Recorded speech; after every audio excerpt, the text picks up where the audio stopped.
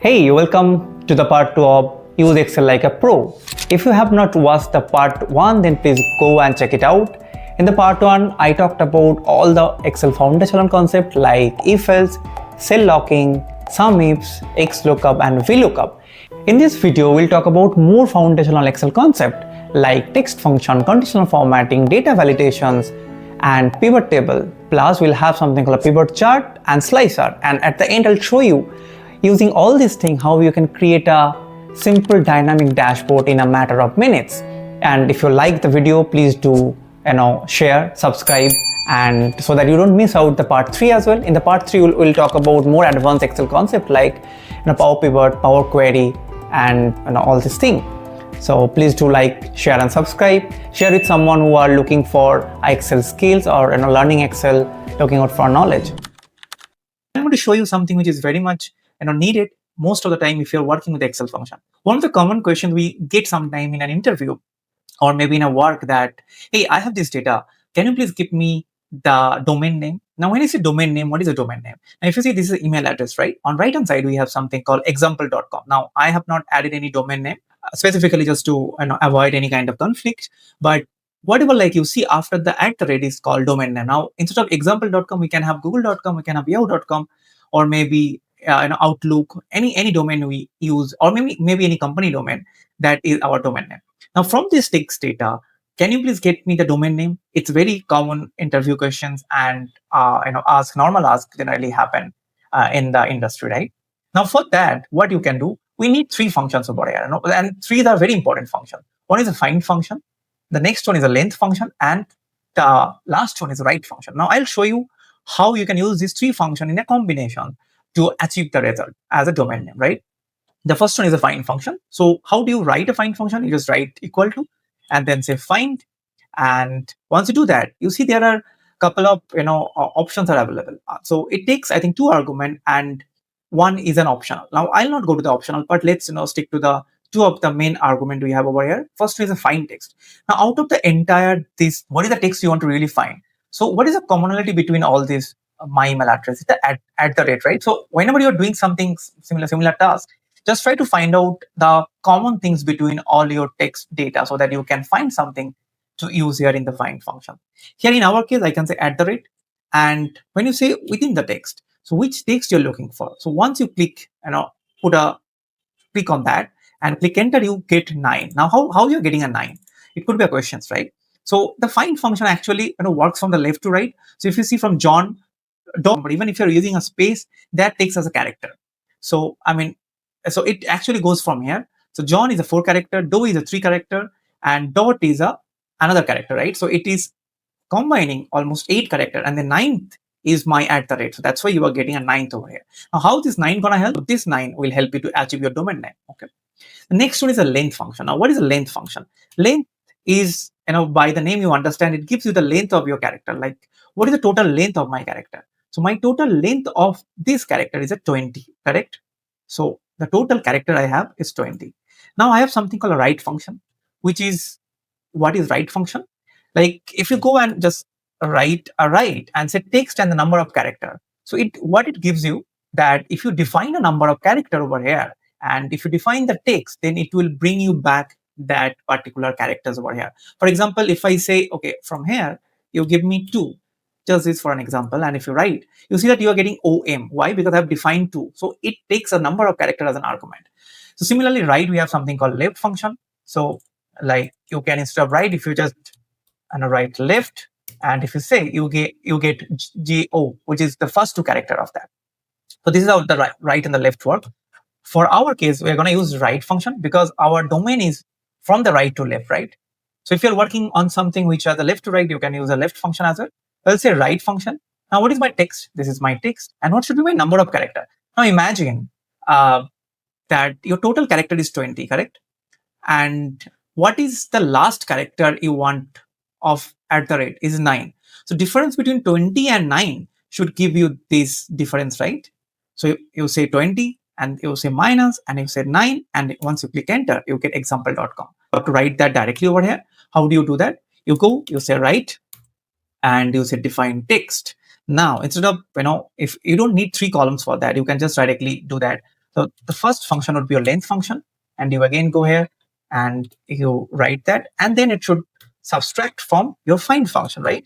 So you have find, and you say at the rate is my character, and from this I need to find that, correct? I'm not locking anything over here. If you don't know what is cell locking, so please go and check out my first part of the video, or I have talked about the cell locking and the absolute reference. But I don't need a lock over here because I'm not drag and drop anything on the right hand side or left hand side. It's all down, so it should be flexible to support that. So I don't need the entire part. Now if I just go select and drag and drop, you see you get every details over here at the example.com. So that's how you use the text function. Now this looks fine, but what if you need to add more, colors to that, like which will, even instead of looking into the numbers, now imagine you have a lot of data. Now this is like 4 or 5, you can manually check one by one. But what if you have a lot of percentage available over this column, and you just wanted to look at the color and can just figure out, okay, hey, this number is going right, or this number is going wrong, or up and down. How do you do that? So there is something called conditional formatting available inside the home button, which can help you to achieve the same thing. What you have to do, you have to go and select. I'm not selecting the total, if you see, because total will impact the distributions. So I'm selecting only the food department, and I'll come here on the conditional formatting. I click on that, and there are a lot of options available on conditional formatting: highlight cells, data bars, color scales, and all. But I'll show you from my experience that what is the most used conditional formatting things over there, so that you don't get overwhelmed by the all type of conditional formatting. So first one is a color scale. So we use a lot of color scales in the industry, and the best one is my red, yellow, and green. Now it's always depend on the kind of analysis or kind of output you're looking for. For this case, if I am looking for something like, let's say, which department is taking up more salary, in this case, if I do that, and I don't have to look into any of the data, I can only go to the number, and I can say, okay, 34.2% is a red, right? It's a red mark, so which is like taking up more my CTC. Now if I need to reduce that, I what is happening in the industry right now. Similarly, this is a green, right? It means that it is taking a less salary as a department wise. So that's how you can actually understand through the colors. And next, you can add a bar, right? For example, my total salary instead of distributions. If you want to add something called data bar, you can add actually a data bar. Now what is that? Like if you go and if you do that, like I have selected my total, so that's why you should not select your total. And if I go here and on the data bar, like if I do a green, or maybe I do a fill up, solid fill or the gradient fill, like whatever you like, you see that there's slight difference. Solid will be exactly solid, and gradient will be, there would be a, some part of the slight colors would be on the right hand side. So if I just do a solid fill and I see, okay, my, this IT, we know already from this color, but even for this one, I know that IT is taking up the entire color. So it means that IT is the more taking salary department, right? Similarly, on the average one, even we can add arrows, which is you can go here and you can go on the icon sets, and you can add any of the icons over here. Like you can add this kind of icons, okay, or maybe you can add a non-color bar icon as well. Like if I add this icon, and if I just take up a little space over that, so it gives you from the data, like now this department, the HR is taking up the lowest salary, and it's on the down arrow, and this yellow one is like a median size. So finance department as a department is doing white, right? IT and marketing is taking up the more CTC over there. That's why this is a green. Now I can, what I can do, I can even change my color to something like the shapes and the color. Like I can do this as well. I can also do this as well. Okay, it kind of colors you can select, so you can do that in the conditional formatting.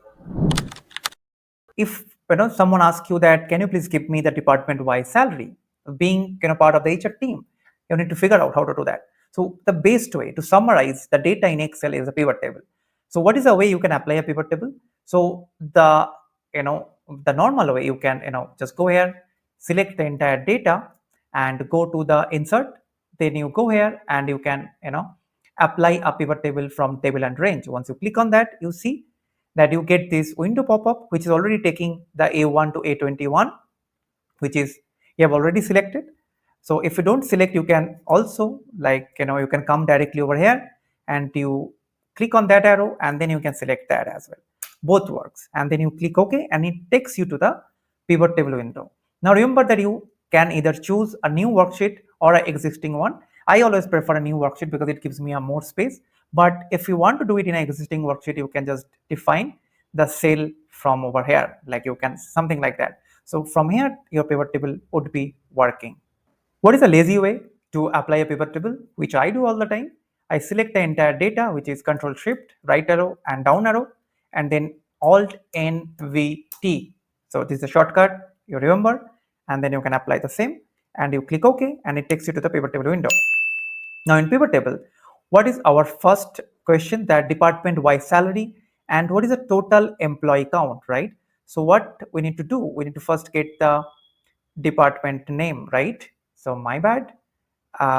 Now I'll take the department name over here, so which is finance, HR, IT and marketing.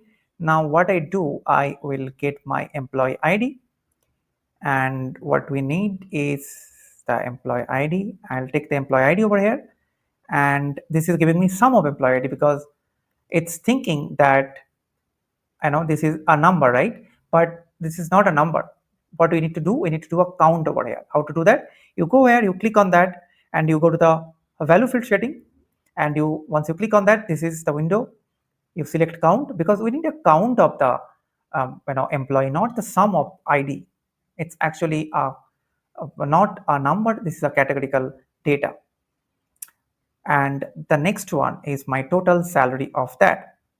Now my sum of salary is looking fine, this is looking fine, but the name is not right. Count of employee ID does not match my table. So what I can do, I can say has employee, use that too, or you can say total employee, and you can say directly total salary. Okay, once you do that, you have this thing. If you have the department, you can also change the name department, and you can say employee and total salary. Now if I want, I can change to a currency, I guess, and I'll make it Indian rupees. Okay, so this is how you can use a pivot table. There are a couple of options you can do, like if you go here on the design part, if you don't like this white and black background, you can choose any other background like this, anything you feel like, you can do that. This is one of the options you have, you can apply on that. And then there are, if you don't want this field list to be shown on your pivot table tab, you can just take it out, take it in. If you click on that, whatever you need to use, you can just cross it out and again come back and do that. So this is how you can use your pivot table. It is that simple to use that. Now if I want to apply a filter, how do I do that? So for example, let's say my grade is over here, correct? So if I apply a grade, and on the filter I can drag and drop, and then from here I go and I can check that what is my grade 12 employees. So only an IT has a grade 12 employee, which makes sense, and the HRs and the finance, IT and marketing. Now if I want to just do a ascending the salary, like which department is earning less and which department is earning more. You already know how to use a pivot table. In this segment, we're going to talk about something called a pivot chart. Now, one of the key advantages of pivot table is that you can copy and paste a pivot table to another cell or another tab. The advantage is that you don't have to create it from the scratch. You just go Control C and go to any of the tab or any of the cell and Control V, and boom, you get the entire the segment of the pivot table. Now on top of that, if you want to apply a chart, there are two ways you can apply a chart. One is the insert options, where you go and insert your chart, and there was a native way, which is like you go to the pivot table analyze and you click on pivot chart, and then you select a chart from that. For this segment, we are going to read off the employee count, and we'll just keep the department and the total salary, and we'll again go to the pivot table analyze and click on pivot chart, and we'll select a bar chart for this one. Now this bar chart is for this data. Here, one of the advantages is that you can apply a filter. So if you see the total salary is already available, which is this column, and department is already available, department name is this column. Now the filter you can apply on the department name from the data. If you do that, the HRs, and then you see that data and the chart, both the filters gets applied. Similarly, if you go on the chart and if you apply a filter, you can apply the filter from here too, and your chart and your graphs and your data the filter will be applicable for both the cases. So this is the advantage of using pivot table for base of a chart. Now there are a couple of things you can do over here on the chart. One is you can change the name, or you can add a data label. So right, you go to the element chart elements and you can say, okay, give me the data label on that. which a little makes sense for any of the chart if you're working on. And then you can say, okay, what about the name? I can just go here, double click, and I can say total salary by department, something. You can give any other name. You can probably format that. For example, I can copy and Control B. I can just make it a bold and put it on top, and my chart is ready. Now this is one of my chart, right? What if I want more chart? So let me create more chart on top of this pivot table. So what I can do, I can Control C, Control V, and I can create more chart, right? Now I don't want my total salary. I want my total employee in this case, which is my department wise. Now I don't want my sum, right? What I want is my count of the employee, because ID is a number, but it's actually a categorical number. So you don't need a count, need a sum over here. You need a count. Now here again, what I can do, I can change the name saying has employee. Now this has defined as a count in the industry. I can again go to the pivot table analyze segment. I can click on pivot chart, and in this case I can select a column chart, and now I can do the same thing. You see that you have the employee and the department. Again, I can go, I can click on data labels, and my this I can change the name to say total employee by department, right? So this you can do. And imagine that you work for a startup and that has only 20 employees, so that for them this data is very much applicable. Now you have two charts, right? What if I want to create another chart, which is like I can create a pivot table over here, and I can go, I can say, okay, not the department, I need my grade, right? And I don't need my employee. What I need is my total salary. So I can bring my salary, which is my total salary, and this is my grade wise salary, right? Now instead of sum, I can say total salary. And once I go here on pivot table analyze, I can go to the pivot chart, and this case I'm going to use a pie chart. I'll click on that and I get my pie chart. And now I can say grade wise salary. Okay, so this should be a grade. As we copied, I think the department name was there. So this is my chart, right? So this looks fine. But what if I want to create or make a dashboard out of this? What I can do, I can simply go here, click one, sheet one, and I go to the view, because you need to just make it a little, it should look a little better, right? I can go here, I can and I can copy, and what I can do, I can paste it over here. Now I'll just format it, and you see you can format that chart like the formatting. You can resize that for the formatting case. I will just make it a little bigger, and I would say okay. And what I can do, I can just make more space for my dashboard, and this is fine, this looks fine, this looks fine, right? Now what if you want to apply a filter, right? So what generally you are going to do, you're going to select a department name, and let's say marketing, and you click OK, right? So you are able to apply a filter on a single chart. But what if you need a filter which will be applicable for all the charts, or you want to apply a filter on this chart and want to understand like for which department my grade is, how the grade is span out? For that we have something called a slicer.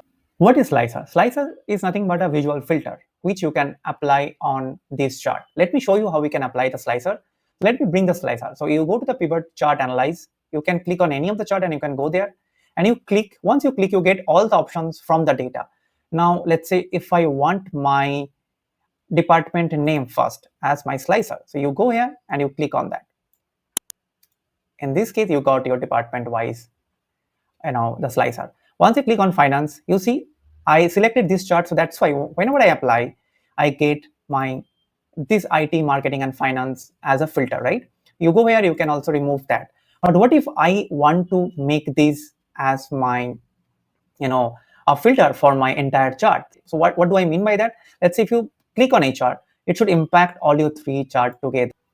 Okay, so once you have the slicer, what you can do, you can click on the slicer, and go to this slicer and go to the report connections, and you'll be able to see a lot of pivot table. So this is nothing but all the pivot table you are using right now over here, or you have created for this tab.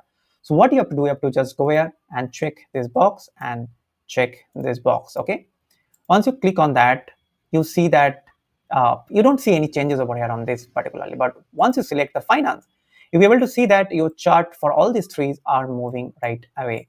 So this is the advantage of using a slicer, and in a matter of minutes, these small charts become a dynamic dashboard for you. What is data validation? It's nothing but a process of cleaning your data or keeping your data intact. How do you apply a data validation? Let's say this is my grade column, right? And which has all the grade of 8, 9, 11, 10, 11, and 12. And you want to apply a data validations for cell number 22, I22, where your data should be only from grade 8 to grade 12. How do you do that? So you select the cell, you go here under the data tab, you go to the data validations options, and then click on data validations. Once you click on that, you get these settings where you can choose how you want to do your data validation. First one is allow. Once you click on allow, you see there are options available for you. You can even choose for whole number, you can choose time, text length, customs, whatever you feel like. But in our case, the list is the best way because this is a list. And not only that, once you click on that, you have the options, right? Then you come to the source, you click on this arrow, and then you select the source, right? Once you select the source, you have the data already been applied for the data validations. Once you click OK, you get the data validations. One down arrow, it means that the data validations is already applied to the cell. Now, if you click on that arrow, you see all the 5 options, whatever applicable for your cell. But what if you would try to write something which is not from your data validation? Let me show you what will happen. If you try to write a grade 17, it throws you an error saying that this value does not match the data validation restrictions defined for the cell. So now if you don't want this value, or if you want a warning to provide to someone who is working on the data, what you can do? Okay, you can come to this part again. You can go to the data validations, and again I'll just select the list, and I can do one thing. I can again select from grade 8 to 10. I go to the input message. Now this is not a warning. This is like you are giving a heads up for someone who is going to put a data on this cell. Now either you can put a title. I can say I'll just keep the title over here. I can say please follow the rules 8 to 12, just for a hints. Okay, and then down one I can say from grade 8 to grade something like grade 12, right? I can write that message. This is an input message. Now I'll show you how it will appear on the cell, and then I can go to the error message. I can say wrong. Instead of whatever Excel gives you, you can say wrong. Check the message. And once I click OK, you get like this. Please follow the rules 8 to 12 from grade 8 to grade 12. And then you can apply through that. Now, if you apply something like grade 17 this time, you will get check the message, which is like that. So this is a way you can apply that. There is another way you can also apply a data validation in the data. For example, instead of choosing from any of the data, what you can do? For the column department ID, I want to apply cell locking over here. And let's say my department ID is actually consisting of 4 data, which is 1, 2, 3, and 4. Now, for this 1, 2, 3, and 4, I want to apply a data validations on my row 22, D22 especially.